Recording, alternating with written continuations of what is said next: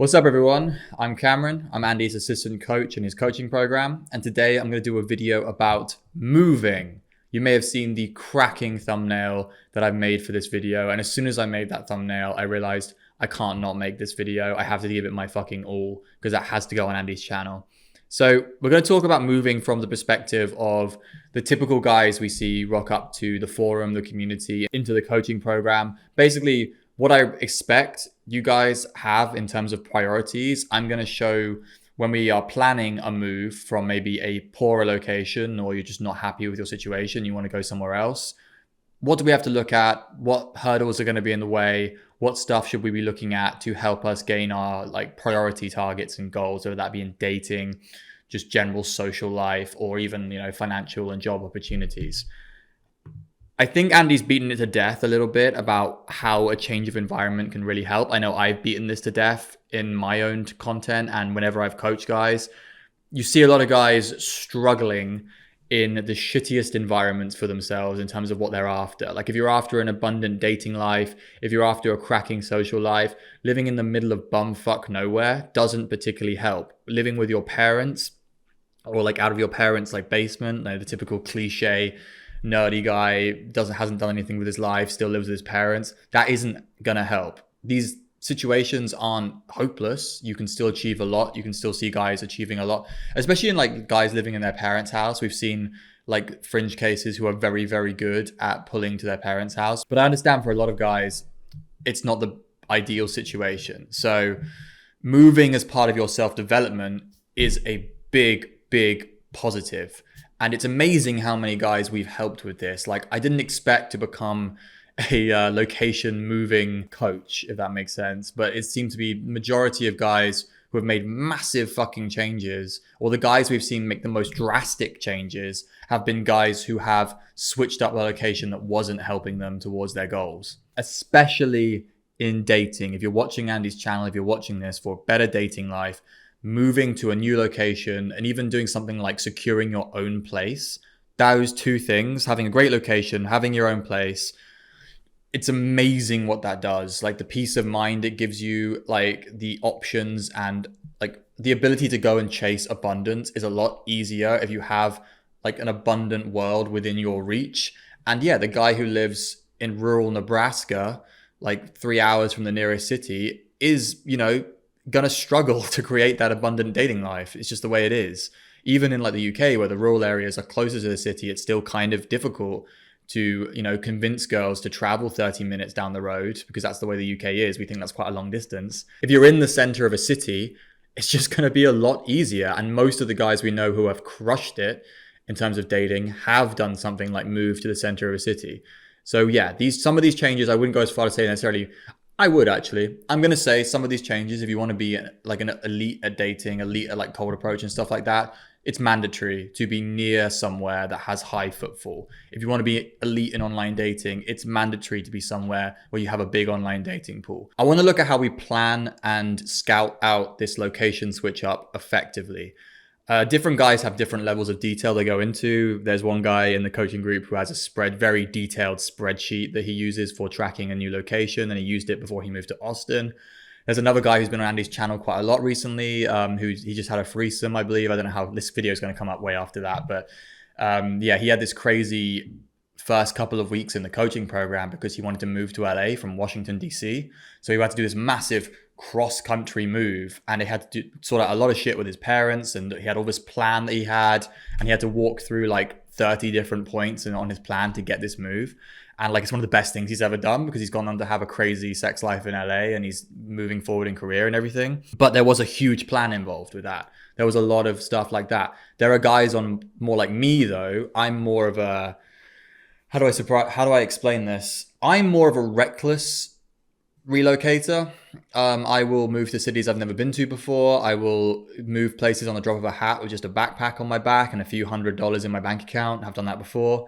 I'm definitely more of a jump in the water and see if I can swim guy when it comes to this stuff. I've been traveling since I was 24 and I'm 30 now, and I've just been bouncing country to country like a nomad. Some of us have a little bit more propensity to do reckless shit. And for those of you that don't, let's do a very detailed plan. That's completely fine. If you want to absolutely be sure of something before you go and do it, and especially if it's your first time moving, I 100% get that. You don't have to strap everything onto your back and just like run on off into the distance without really having a big plan. So how do we do this effectively? We have to look at your starting situation and what you need to de-root yourself from. I mean, you've put down roots, you need to uproot yourself and go somewhere else. Uproot was the word I was looking for. The biggest one is going to be like, are you still living with your parents? Do you have to have a discussion with family members and friends? That's a big one I see. Some guys, especially guys who are, well, to put it bluntly, a lot of Asian guys we've helped have to have a big discussion with their family members in terms of, are they allowed to leave, you know, and stuff like that. And like they have to convince family members that it's okay for them to move to a city that they've never been to before and stuff like that. We get that. Different cultures have different different issues when it comes to talking to their parents about their life plans, for example. My parents were incredibly supportive. I didn't have to have a huge discussion about leaving. They were obviously sad that I was leaving the country, but they were very supportive and they always have been, and we were in constant contact. I know that's not like that for everybody. Also, if you're still living in your parents' house, we have to talk about like, what income do you have to sustain yourself on your own? What can you be looking for? Are you going to be renting alone for the first time, or are you going to be looking to have housemates? If you're not living with your parents, then the obvious question is like, do you need to break your lease? A lot of stuff in that situation that you would have to sort out. Lease breaks, typically, they can be done pretty easily. I just got to figure out with your landlord what the situation is, but figure that out 6 months ahead of time if you can, a few months ahead of time, because it gets a little bit more dicey if you try and break a lease last minute. So you dealt with your current landlord, you've had the chat with your family. If you want, I promise you it will go better than you think it will. A lot of guys have a lot of bad stories in their head about how badly they think people will react to the idea of them leaving. This is a conversation you probably have to have though. Like, it's one of those things where you can't just ditch. Or at least I would recommend you don't just ditch. I recommend you do have the conversation with your close friends, with your family, and just tell them, you know, why you're moving away, why you want to go and chase goals and live your life, why you don't feel like your current location is helping you with your life development. They will be able to see it from your point of view, I would hope, if they care about you and they love you. So you can definitely frame it from that perspective. So that's uprooting yourself. You've got to take a practical look at how do you get out of your situation. Where you go is the next question. And this is obviously going to 100% depend on your goals. Like, you got to plan the location almost entirely dependent on how much you want to get out of that location. You're not just moving somewhere for the sake of moving, although I have done that personally, but we're not going to have you move for the sake of moving. You're going to move for a reason to have a better life. So with dating, I typically recommend a city with at least 500,000 population. This is mostly with online dating in mind, because I want you to have an online dating pool that is, you know, easy or easier than it is with something less than that population. You shouldn't have any issues with 500k population plus.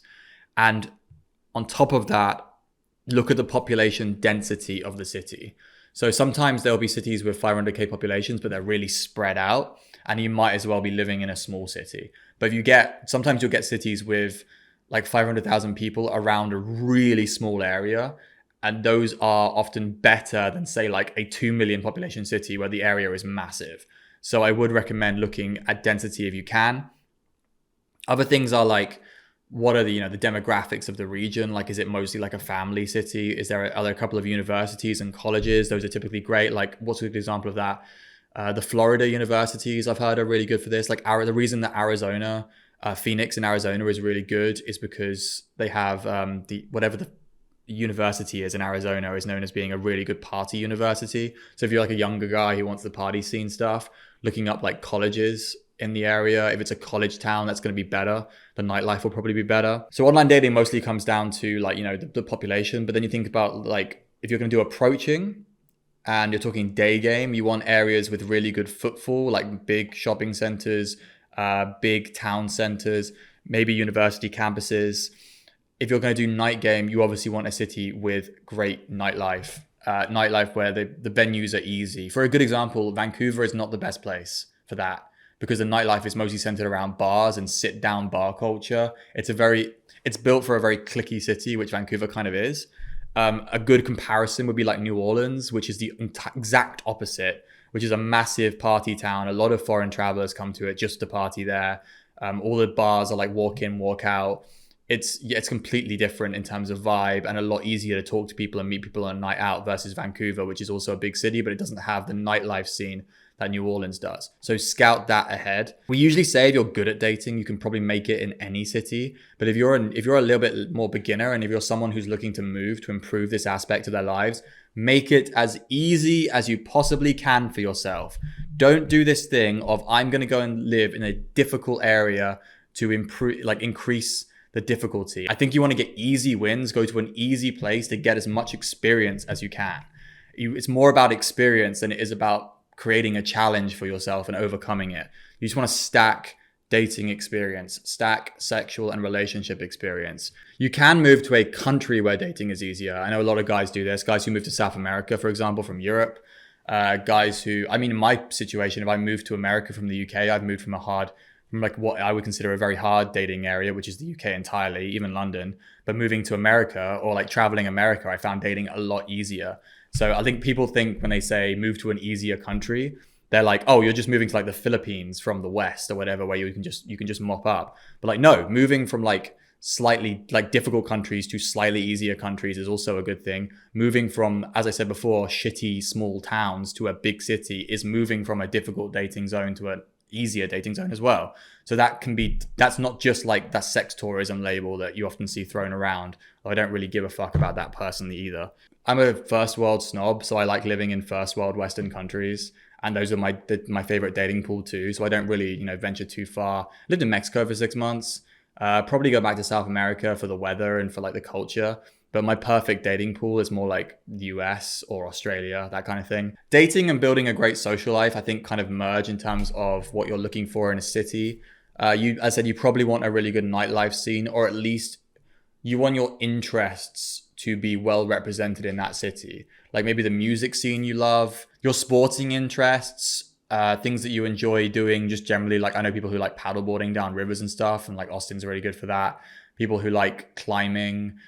Whatever you're interested in, it's not unreasonable to move to a city where that interest is a heavy part of the community there. I think that's a really good reason to move to a city, as long as it fits all the other requirements for your goals. If you're really excited about a particular scene there. What's a good example of this? Like moving to Colorado because you're someone who's really into climbing, that kind of thing, moving to New Orleans because you're really into music and like jazz music, moving to LA because you really like surfing. Is LA good for surfing? Is LA good for surfing? Moving to San Diego because you're really into surfing. That's probably a better one.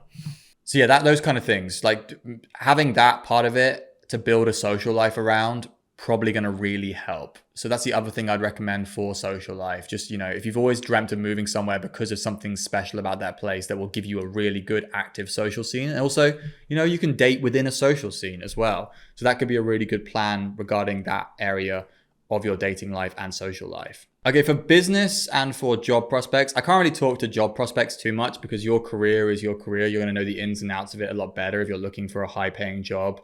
So like if you're into AI or you're into programming, the hotspots are going to be a lot better than me. So you're going to be wanting to put yourself somewhere where your career is going to be a lot easier to progress. I think for building a business, you want to live somewhere aspirational though. That's been my argument. I've seen a friend of mine made an argument for moving to a really expensive city so you can like feel the pressure of needing to make money. I don't ever want to go that extreme, but I'm doing that right now because Vancouver is very expensive and I need to hustle to make it. But you want to be in an area where people have aspirations and people have these kind of like dreams to build businesses of their own. I found the UK, for example, to be very unaspirational. There's a lot of like get a career, get a house, get a family, but there's not a lot of like entrepreneurship aspiration. So I feel like there's a lot more of that in North America. I felt there was a lot more of that when I was traveling Mexico and met more of the nomad community as well.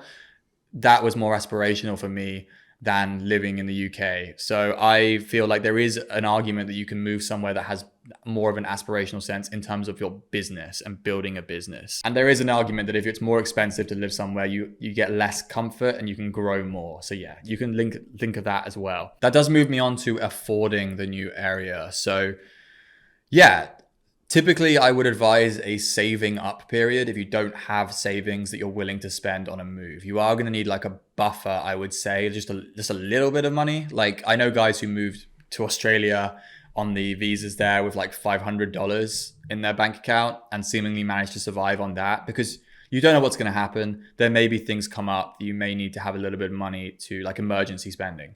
So I do recommend a little bit of money. I think I go a little bit more hardcore on this because I don't like to move anywhere without having about 2 grand saved up. So that's something you can think about. Like how much money would you feel safe? Don't make it so high that it takes you ages to get there though. I had a bit of time saving up for my first travel, about 6 months. That was as long as I would recommend because at that point you're starting to lose, momentum and actually you're losing the will to actually go. So maybe 3 to 6 months of saving time. If you're living with your parents, it should be a little bit easier. So yeah, that's the kind of thing I would recommend doing beforehand. You can skip this bit if you know you're going to have income ready to go as soon as you arrive. So if you have a job in the new place already lined up, or you have your own business and you don't have to worry about this, you don't need to worry about the saving period technically, then that's fine. I know guys who have, and myself, who have moved places without a job and just kind of backed ourselves to get a job really quickly. You can do this. It's a bit risky. I've moved somewhere before and not got a job within 3 months of moving there and got very, very close to not having any money at all and not being able to afford even a hostel. So how much risk you want to take when you do this is up to you. If you have a really big, long plan on a spreadsheet or a Word document, you're probably not one of these people. And you're probably going to want to figure out your exact like money buffer before you move. To add something here with regards to affordability and saving up and what you need to do with your income when you get there as well, you have to gauge the rent prices where you're moving to. What can you feasibly get? I really would like guys to get, if they're going for dating, to get something very central with great logistics. I want everyone to experience, at least for a short period of time, what it's like to have the greatest logistics. And I mean, when you can be 10-minute walks from the best bars in the city, that kind of logistics. When you can be 10-minute walk from the clubs in the city, when you can just kind of pull and bring girls straight back to your flat. I want guys to experience that even for a short amount of time. But you may have to sacrifice some of the other things I've spoken about to afford that. So for example, you may need a roommate if you can't afford the center of the city rent prices. And that is okay. I've seen situations where guys have picked up roommates to help with their goals just because they wanted to get the more central location. It's kind of a balancing thing. Do you want amazing logistics or do you want your own place? And there's not going to be like the perfect situation when you can afford to have both. In that situation, if you need to get a roommate, I recommend you have one that shares your outlook on life and your goals. The best thing you could do is get a roommate from the community. I know several guys who have made that happen. A guy who's been on this channel before, Ravi, is a good example of this. He's now lived with like at least 2 guys from the community in different flats, one in London, one in Budapest. If you make good inroads into, say, the forum or in Andy's coaching group, you meet guys who are in your country. There's no reason why you guys can't roommate up. You'll both be, laser focused on the same goals. You can keep each other accountable. If you get a really good roommate and you're okay with sharing an apartment with someone, finding someone who is into the same goals as you are is going to be a massive boost. And so that's an option other than getting your own place, which I also fully recommend you experience at some point. If you can afford it, your own place with amazing logistics. If you can't, I'd get a roommate and have amazing logistics. And make sure that roommate is aligned with what you want to do while you're living in that flat.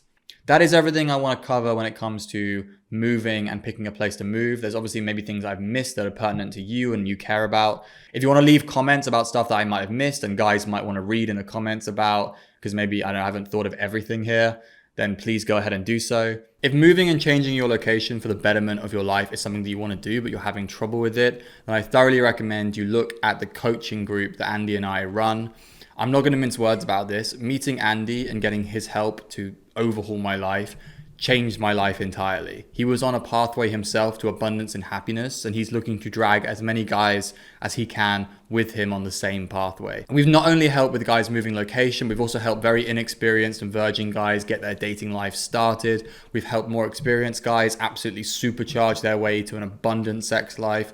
We've helped guys who have their own businesses maximize their revenues, double it in some cases. We've had guys who have never had a business start their own businesses for the first time. There are plenty of areas that Andy and I now have experience in absolutely helping guys crush it. If you want a bit of a taste for this to start with, Andy is currently offering $200 coaching sessions, so hit him up directly if that's something you're interested in. If you've been watching this video and it's given you something and you want to start moving forward in some of the stuff we've talked about, I would love to have you in the coaching group so Andy and I can help supercharge you to a life of abundance and happiness.